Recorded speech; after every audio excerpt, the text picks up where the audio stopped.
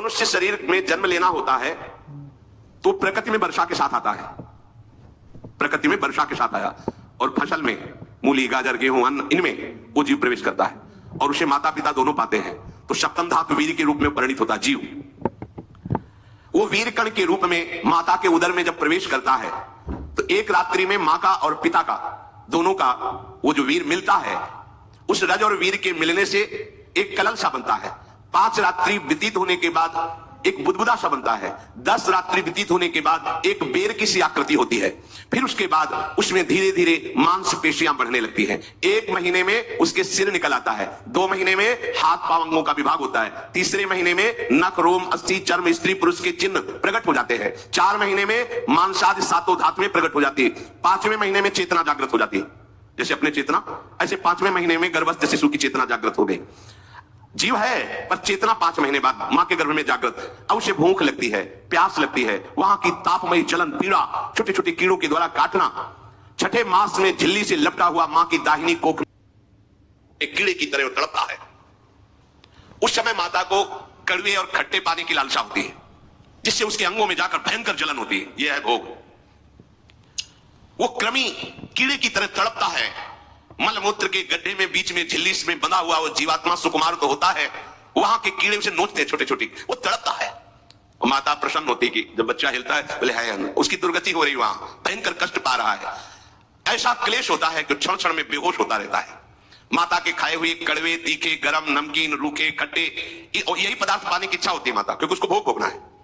उसके कोमल शरीर में भयानक पीड़ा होती है जब माता ऐसे पदार्थ खाती है। गर्भाशय की झिल्ली में लिपटा हुआ, आंतों और मलमूत्र से घिरा हुआ सिर, पेट की और पीठ और गर्दन ये कुंडलाकार ऐसे कंकड़ जैसा ऐसी आकृति गर्भस्थ शिशु की होती है।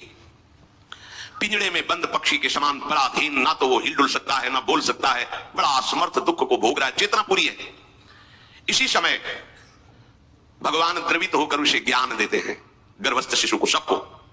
जीव उसे ज्ञान होता है तो सैकड़ों जन्म के कुकर्मों से याद आते हैं, सैकड़ों जन्म के। ओहो, ये मेरे कर्म का ही फल है, मैंने ऐसे कर्म किए इसलिए दुख भोग रहा हूं। बेचैन हो जाता है, कैसे निपट पाऊंगा, सैकड़ों जन्म के कर्म जमा है। अब महान अशांति उसके हृदय में, उस शरीर में भयंकर पीड़ा, कुंडलाकार शरीर है, हिल भी नहीं सकता है, बस कीड़े काटते हैं, बड़ी तड़पन, बड़ी जलन, भूख प्यास की जलन। अब एक और भयानक जलन हुई, उसे स्मरण हो जाता है कई जन्मों के, सैकड़ों जन्मों के पाप कर्मों का। 7वां महीना आरंभ हुआ कि ज्ञान का उन्मेष हो गया। अब प्रसूति वायु उसे चला रही है, तड़पता है वो। सप्त धातु में स्थूल शरीर से बंधा हुआ वो जीव भयभीत होकर के पुकारता है, अगर कोई भगवान है तो एक बार मुझे यहां से निकाल दे।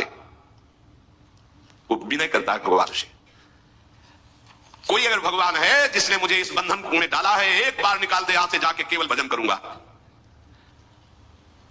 जीव कहता, जंतुर्वाच तस्योपशन्नमवितुम जगदिच्छयात् नाना तनोर्भुवि चलच्चरणारविंदम सोहम ब्रजामि शरणम रकुतो भयम में येने दृशी गतिरदर्श सतोनुरूपा।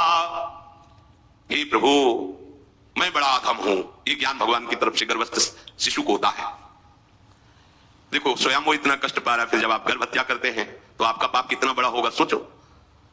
सब माताओं से विनय है, संयम से रहो, सावधान रहो। ये हत्या ऐसी नहीं तुम्हारे दान पुण्य से क्षमा हो जाएगी। ये जो भ्रूण हत्या है, गर्भ हत्या है, बहुत बड़ा पाप है। आप लोग अज्ञान के कारण इसको ध्यान नहीं देते, इसे खिलवाड़ समझते हो। कितना ज्ञान है। बेटी ही मां है, बेटी ही बहन है, बेटी ही पत्नी बनती है, बेटी ही किसी के जीवन को धारण करने वाली बनती है। और आपने गर्भ में देख लिया बेटी है, तुम स्वयं मां होकर उसका साथ दे रहे हो, उसका नष्ट करने के लिए। हमारी तो बात ही समझ में नहीं आती, क्या बुद्धि भ्रष्ट हो गई। अगर पुरुष का इतना महत्व है तो बेटियां ना हो तो तुम्हारी कौन सी गति होगी, सोचो जरा। जीना मुश्किल हो जाएगा तुम्हारा। तुम पुरुष किस काम के रह जाओगे। तुम्हारा अर्धांग काट दिया जाए तो तुम कैसे होगे। स्त्री स्वरूप अर्धांग है। जिस घर में एक मां बहन नहीं है, स्त्री स्वरूप नहीं, स्मशान जैसा होता है। ध्यान दीजिए, ये बहुत बड़ी गलती है जो अपनी बेटियों की हत्या करते हैं, और ये वो पाप है जो अक्षम्य अपराध है।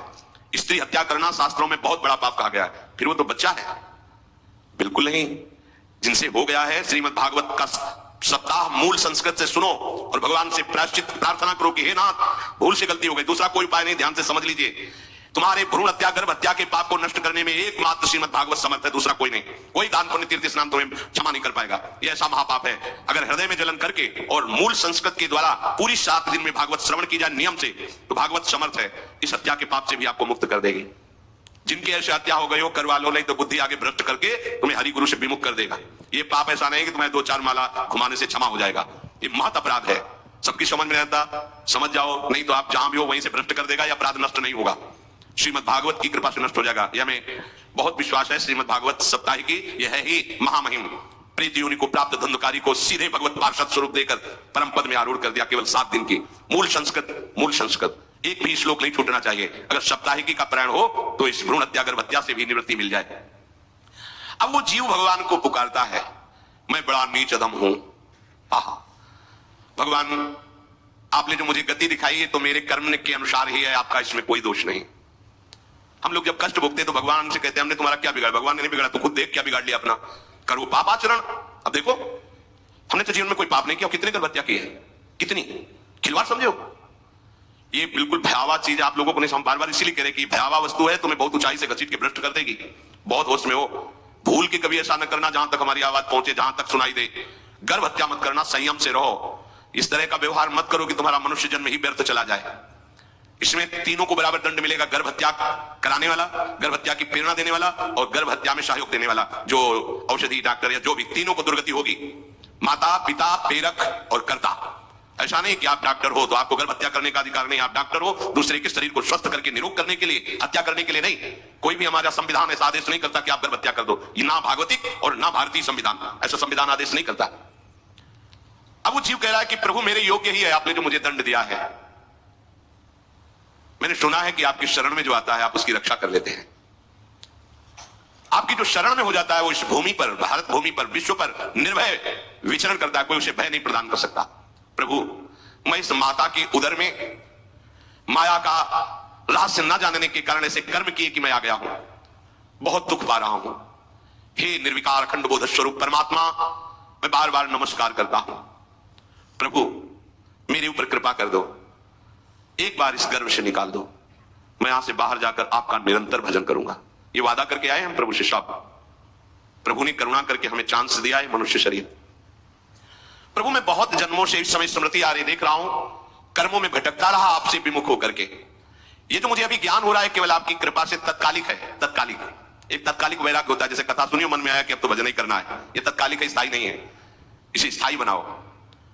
प्रभु, आप अंतर्यामी हो, आप सब कुछ जान रहे हो। तीनों तापों की शांति के लिए भक्तजन आपका भजन करते हैं। मैं देहधारी होकर जीव माता के उदर में मलमूत्र से रुधिर की झिल्ली में फंसा हुआ माता की जठराग्नि के ताप से जल रहा हूं। प्रभु, एक एक क्षण में यहां विकल होकर केवल इंतजार कर रहा हूं कि किस समय मुझे यहां से निकाला जाएगा। दीन बंधु, यहां से कब मैं निकलूंगा। स्वामिन, आप बड़े दयालु हो। आप जैसे उदार प्रभु ने मुझ गर्भस्थ शिशु को यह ज्ञान दिया। हे दीन बंधु, आप अपनी कृपा से प्रसन्न हो जाइए। प्रभु, एक बार निकाल दीजिए। मैं ऐसा भजन करूंगा कि दोबारा संसार के दुख में नहीं आऊंगा। कपिल भगवान कहते हैं, हे माता, वो गर्भस्थ बालक शिशु भगवान से प्रार्थना करता है। भगवान का आदेश होता है, तत्काल प्रसव वायु धक्का मारती है। जीव ही प्रसव वायु धक्का मारती तो उसको ऐसा भयंकर कष्ट होता है, जैसा पीछे लिखा है कि जैसे जिंदा किसी की चमड़ी उतारी जाए, ऐसा मां के गर्भ से निकलते समय उसे कष्ट होता है। वो अत्यंत कष्ट से व्याकुल होता है। उसी समय उसका वो ज्ञान नष्ट हो जाता है जो भगवान ने दिया था। उस समय उसकी श्वास की गति रुक जाती है। जैसे किसी का गला दबा दिया जाए तो कैसा लगेगा, ऐसी ही पूरी की पूरी भागवती की स्मृति नष्ट हो गई। होश आया तब देखा कि वो बाहर पड़ा हुआ है, माता के उस मलमूत्र में सना हुआ बिष्ठे की कीड़े की तरह। गर्भवास में जो दिव्य ज्ञान प्रकट हुआ था भगवान की कृपा से, वो सब नष्ट हो गया। भूमि पर ढाबर पानी, तिम जीवे माया लपटानी। चेतना आई तो रोने लगा। वो ज्ञान कहां गया, वो ज्ञानदाता कहां गया। वो कहता कहां कहां, बोले थाली बजाओ, बच्चा हुआ है। और वो तो रो रहा है कि कहां, वो ज्ञान कहां गया जिसके बल से मैं कह रहा था कि बाहर निकाल दो, मैं आपका भजन करूंगा। सब खत्म ज्ञान। जो लोग उसका अभिप्राय नहीं समझते वो उत्सव मनाते हैं, बालक हुआ है।